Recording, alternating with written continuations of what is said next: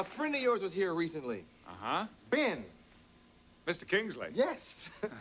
You all are pretty tight, right? We are. We have been for more than 25 years. We were bit part players with the Royal Shakespeare Company when we first came here in 1968. And I see him whenever he's in town. Yeah, you all have similar heads. Here we go again. No, but do people get you mixed up, ever? He was here 2 or 3 weeks ago, and I went to pick him up at his hotel. I have a convertible, and the top was down. He was waiting for me on the sidewalk. He got in the car, and we drove down Beverly Boulevard, and he said to me, "You know, Patrick, anybody driving behind us must think Los Angeles has been invaded by an alien race."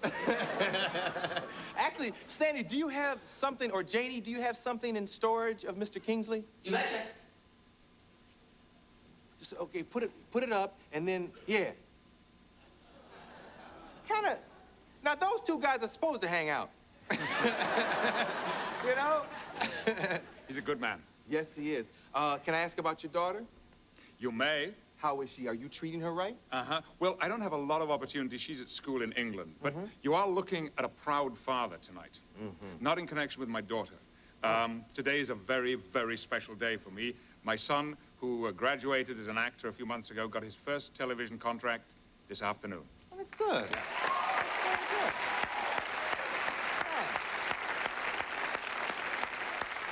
Yeah.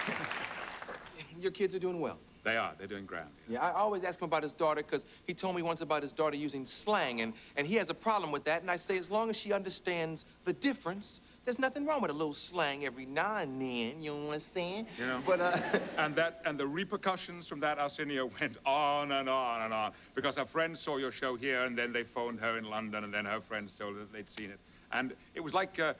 Did we call it grandmother's whispers, you know, where with each conversation the story gets changed a little bit? Yeah. And she thought that I'd been critical of her. But I said, actually, I referred her to you. If you thought I was critical, talk to Arsenio. You're looking wonderful, by the way. Just I'm happy. Beautiful. I think when you're happy inside, it flows. I'm still ugly, but I'm happy. You know? Well, where's the ugly part? Oh, I guess it's based on standards, but I don't know. I shouldn't say that. No. Of course not. At my house, I live alone, and I look fine.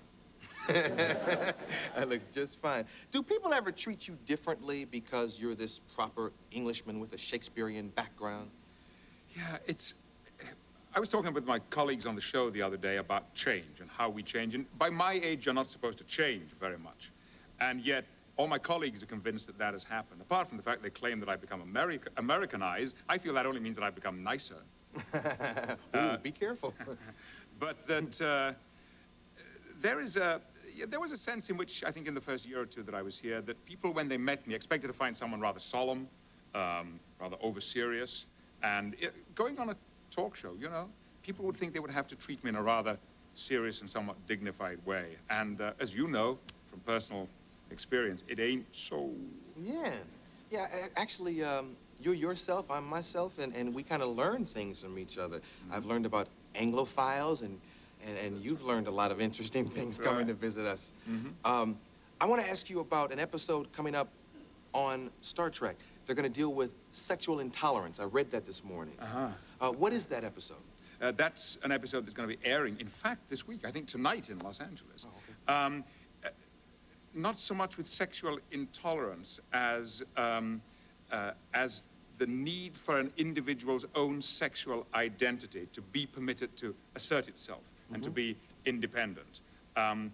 It's already become known as the gay episode. It's not specifically a gay episode, but it does deal with specific sexual inclination. But it's, you know, the show takes issues like this week by week. Yeah. And that's an important thing to deal with. It gives new meaning to the word Klingon. But but I think it's real important to deal with that. Let's talk. That's terrible. Let's talk about. I'm sorry. Bad host. But, you know, now you've got it out. You know, it's not hanging around. I know that was the ugly part that was hanging around inside. Yes, now it's yes. Now I'm beautiful. Let's talk about the spaceship. One quick question: if you could have some element of technology on that ship that it doesn't have, what would it be? Right now, today? Yeah. Oh, yes, and not many people know about this. The captain's yacht. Yeah, the ship has a yacht. It's on all the design plans. It sits right down. There's a little kind of nipple at the bottom of the ship. And that's maybe inappropriately. I won't do that anymore. It's, Stop it. That's the ugly part in him. and now it's out. Yes. You know? And you're beautiful. I don't need it anymore. I'm beautiful too. Should we move on? We should move on. Yeah.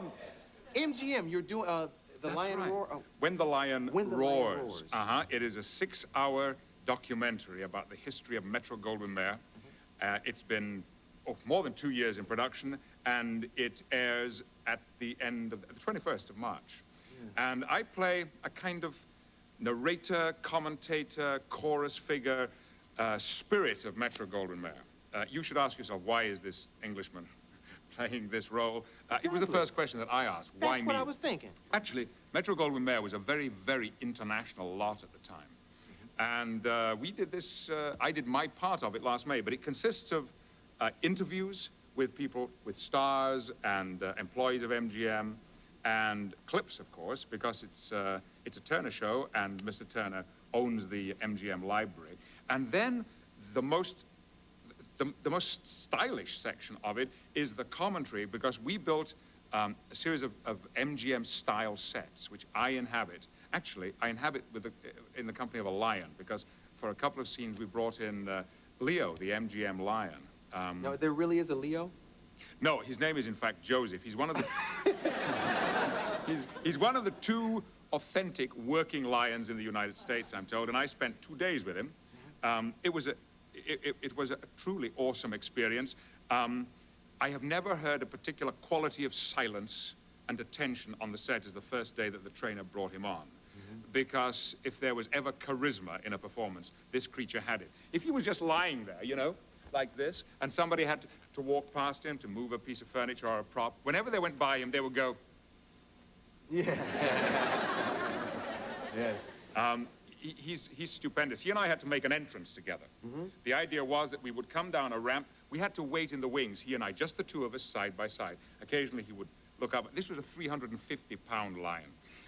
We had to make the entrance together. The idea was that he would go up a series of steps to a rostrum, stand there and go, as you see. Yeah. And I had to go around the front of it. Whenever we got to the bottom of the steps, he would just lean against me like this. And so the 2 of us would wave off to one side, because we had become 2 good friends, I was told. He didn't want to leave me. Yes. Yes. How many seconds we got? I know it's close. Okay. We've done everything we have to do. I think. I think so. Okay. We'll be right back with a whole lot more. This is Patrick Stewart.